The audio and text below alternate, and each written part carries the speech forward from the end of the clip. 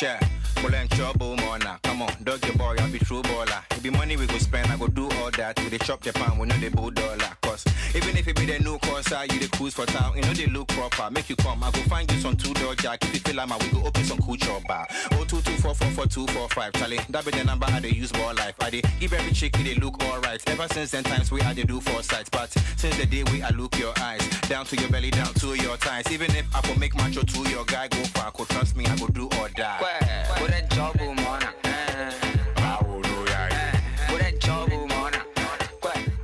Hello and welcome to the show. I'm your host, Fatima.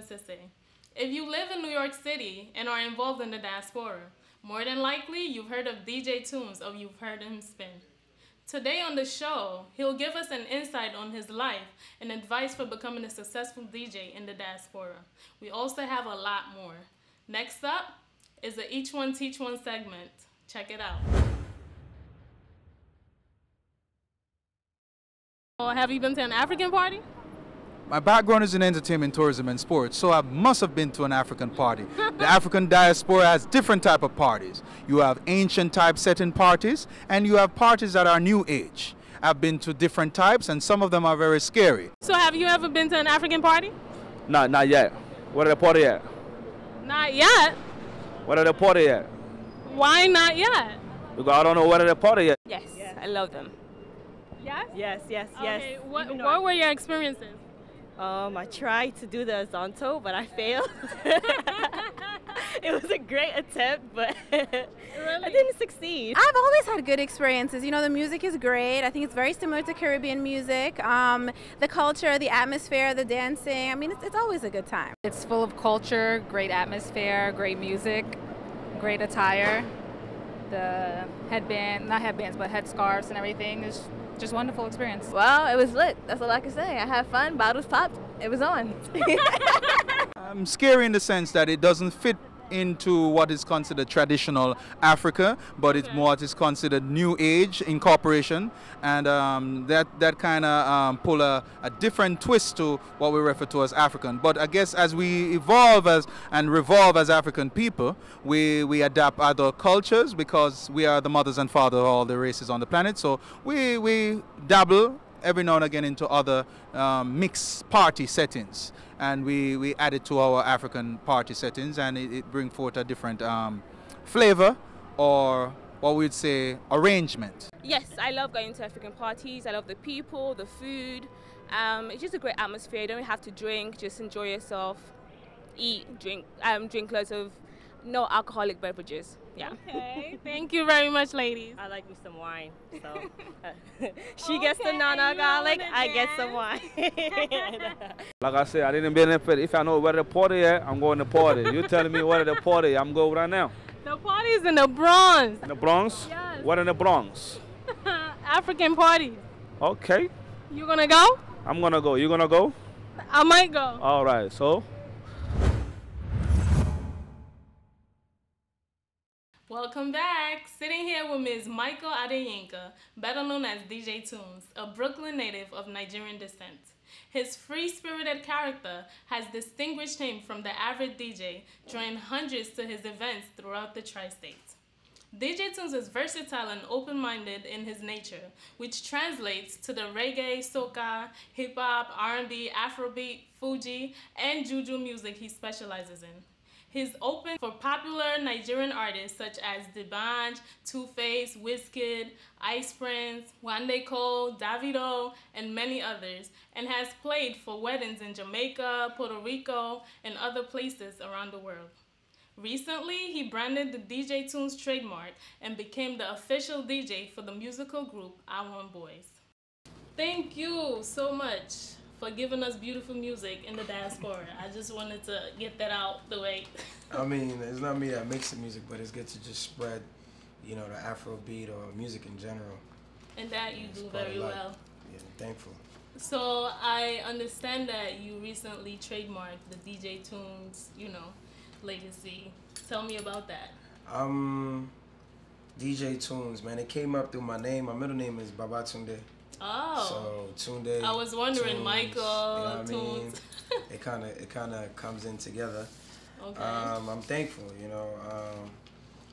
Started when I was a little kid.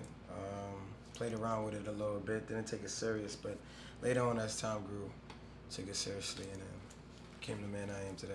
Okay, you also graduated from college. Yes. Recently. Tell me about that. Yo, it wasn't easy. It wasn't easy, and it's a testimony for me because I tell people like I got dismissed from school for not, being academically focused, and failed a couple classes. You know how it is, man. I ain't go to school for like maybe a year and change because I was making money DJing, but you know how it is in an African home. You have to finish school, so I'm glad I got that off my that's a must. So I'm glad I got that off my chest. So congratulations thank you. again. Appreciate it. You're welcome. Thank you. So what got you into DJing? My love for music, man. I used to go to parties a lot, and not just parties, but just music in general. The way music makes me feel, I always wanted to share that feeling with other people as well. That feeling of joy and excitement, like when you hear a specific song that you haven't heard in a long time. So stuff like that, that's what brings me into music, so that I can share that great moment with other people as well. So growing up, have you ever been a fan of music? Yeah. Did you have like a family member who, family member, nah, not really, that played anything or sang, no. Okay. But my father used to play like, Sunny Ade and all these guys and Wasu, so I always been around like the Fuji and stuff like that. And I used to play the drum when I was little, so kind of always been with music. Do you still play the drum? Yeah, I still play drum. Probably not as good as before, but I'm all right. So, what was the defining moment for you that made you realize that you wanted to like be a DJ? Praises, man. People just saying you did a great job, and I haven't, partied like this in a long time. And people just testifying like they had a good time. They had a great moment. Like it was just that it was for the fact that people were able to tell me that I created a good moment for them. You know what I mean? Like I created a great time for them. So that's when it became like something serious, and I wanted to spread that same feeling. Across through DJing and stuff like that. So do you make your own music? I'm getting into it. This year I'm getting into it. I've been talking to a few artists like Boys, Styles, Shady, a few guys. I'm trying to, drop a DJ Tunes track real soon. Okay. So I am in the studio right now working with some guys. Interesting. Yeah, working hard, hardly working. So, hardly working. Yeah, you gotta do one of the two. Okay, so now let's take this to a broader perspective. What do you think is I don't want to say the current state of African music? Where do you see it going to? I see by probably in a year or two, African music is gonna skyrocket. Especially in Nigeria. I feel like Nigerian music is really moving. It is. They play it on Hot 97 and 105, and hopefully those DJs don't steal my job, but we just it's gonna be real big. Probably in a year or two, it's gonna be real big, and hopefully we do big collaborations. Like I see pictures with Wizkid and big stars, and Davido with big stars, American stars. So I think it's gonna be real big. Hopefully by next year or two. You know what I mean? Okay. So I know you DJ'd at thousands of events. Yeah. Yes. Of those events, which one was the most memorable? Which one was your favorite, and why? Man, that's hard. That's hard. Man, there's too many moments for me to just pick out one, but I'll pinpoint like a few that I've done. Like DJ'd a naming ceremony, and Christian people, and I was playing like gospel music, and this guy walked towards me, crying, and gave me $100. What? Like, I don't know what I did to him, but I think it was obviously something within the music. Yes. That I find it real. Another moment. Some guy proposed to a girl in the club. What? While I was DJing. I don't know. It was just, that was like what real funny. What are you doing to people? I don't know. I don't even, I don't know. I don't know if the guy had a plan, but it was in Rebel, like probably 3-4 years ago. Wow. I was DJing. Guy got on his knees. I said, yo, what is this guy doing? And he proposed, and I had played like one song right after that, and it had set the mood. The whole crowd went crazy. You know, I mean, there's many more events, man, like I've done that, you know, that I could pinpoint, but it's too many. I can't really say there's one. I can't really pick out one, but there's a lot of events where, like, you know, I've done a lot for people. So have you faced any challenges as a DJ? And if so, what are they?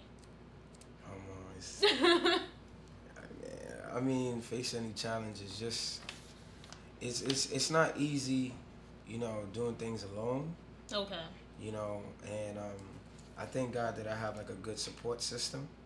You know, people always say, "Oh, who's Team Tunes?" You know what I mean? And I tell people like, Team Tunes is us. We all Team Tunes. If you've been to my event, if you wear this wristband, you know, if you've witnessed a party for me, or if you've been to a party, if you mess with me, like, you're part of my team automatically. Like, you know what I mean? There's no application fee or anything like that. So I'm Team Tunes. Yeah, you're Team Tunes automatically. Everybody with the wristband, anybody that, you know what I mean, that just supports the brand, like, definitely part of Team Tunes. And we try to keep that brand, you know, going, you know what I mean? And got you. It's hard. It's just hard, you know, when you reach a certain point. A lot of people want what you have, and they fight with you, they argue with you, they say this, they say that. Tune said this, and you know, but the only thing you can do is just keep doing what you're doing. Exactly. You know what I mean? You just got everybody got haters. So if somebody's not hating on you, you're not doing nothing. You're not doing nothing at all. So I'm glad to say that there's a lot of haters out there, but it's still a lot of love too, and I still love everybody. You know what I mean? No matter what. You know, there's people that come to my face that, I love you, Tunes, can you come? But behind doors, they say something else, you know? And that's just life. I feel like it's just life, so. Exactly. Who am I, you know? There's someone trying to get into, you know, the music industry or DJing. What advice do you have for them? Man, hard work. Hard work, you know. I mean, a lot of people think that DJing, you could just become a DJ overnight and everybody will front towards you. But you gotta understand, like, it takes time, it takes energy, it takes money, it takes a lot of sweat, hard work. Carrying speaker, you understand? Like, it's a lot of hard work. I've been DJing maybe 5-6 years now, and I started reaching my peak within the fourth to fifth year, which is like now. Like, you know, now is where everybody starts to know me and everybody wants to hire me, and you know, so to all the DJs coming up, if nobody's even trying to hire you now, just know that you're building your brand. Because honestly, I was only booked once a year. Wow. When I was like 18, I used to do my church Christmas party once a year. Wow. And now I can't even account for how many events I do a year. You know what I mean? Because there's some nights that I do about 3 events a night, 4 events a night. So it's a blessing. And like I said, over time it grows. It doesn't happen overnight. You recently hosted an event. Yes. The basketball charity event. Yeah, please tell me about that. Basketball charity event is just to bring the brothers back. And we get about like 8 teams, you know, predominantly African players, just to, you know, keep it within Africa. Because what we do is the money we receive, we give it back to charity. So every year I choose like 2 or 3 charities within the, you know, West Africa community to give to make sure that, you know, things are happening back home, just to give back to back home, and you know, do something positive just to give back, because we can't be doing all these events and partying and not exactly. Back, you know? Yeah, I think that's very good in your part. Yeah, so that's the positive things that I like to do. And what other way, you know, basketball. Everybody loves basketball. Everybody loves basketball. Yeah. So what's next for DJ Tunes? Right now I'm working on my next event. It's called Amarawa. You know, that means we know each other. You know what time it is. Oh, so that makes sense. Yeah. Okay. That's the tune right there. But it's gonna be like the ultimate Ankara affair, like African attire. Okay. Just to bring out, you know, culture, the African culture, Africa's beauty. You know, I want everybody to come in different designs and different, you know, styles and stuff like that of, you know, African attire, just to display our culture, show how beautiful Africa is. You know, we're gonna have some live music, some live drummers come through, maybe some dances as well. Okay. Comedians, something real positive. Sunday afternoon, it's gonna be August 17th. August 17th. Yeah, so I mean, you could check out imdjtunes.com. You brought me right to the next question. Yeah. How can people book you or get more information? Man, I have a lot of resources, man. There's Facebook. My Facebook is DJ Tunes. Last name Team Tunes. My Instagram, my Twitter is DJ_TUNEZ. Okay. My website is imdjtunes.com. Okay. Email imdjtunes@gmail. BBM, I don't know that. You're on everything. I'm on everything. WhatsApp, I'm everywhere, man. I just, you know, it's promotion. You know, you gotta be everywhere. Exactly. You know, look at McDonald's. You see signs everywhere. We're not doing promotion for McDonald's. Exactly. So, okay. We're taking this out. Cut that out. Cut that out. Thank you for joining me today. No problem. I appreciate the love. As promised, we're gonna take you to some visual highlights of DJ Tunes' charity basketball event, which I enjoyed, and I hope you do as well. Nurses, don't let these people fool you.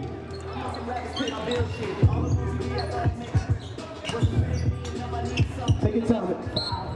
It's a good thing that he's giving back to the African community. That's what we need. So, something positive in the community. What team did you play for today? Play with DJ Tunes team. And how did it feel losing? Oh man, we came out here to get the W, but unfortunately we didn't get that. So hopefully next time, man. So this event was a charity event. How do you feel about that?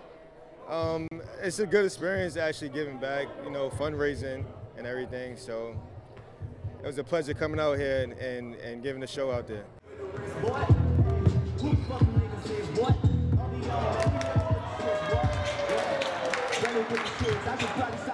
Team RN, Team Registered Nurses. And you guys won. Yeah, we did. Made it semifinals. Exactly. So what was the strategy today? I just move the ball, play team defense, keep them at the paint, just win. Also, what made you want to partake in this event? It's got us to help Africa. That's what it's all about. Anything for Africa? Anything.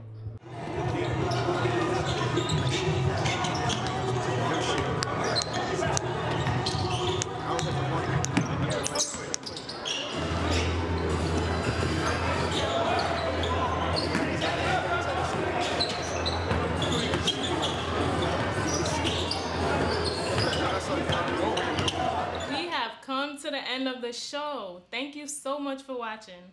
Be sure to follow us on Instagram and Twitter at Inside Diaspora. We are also on Roku. Just search the name of the show, Inside the Diaspora with Fatima. Join me next time as I uncover more stories from the diaspora. Bye.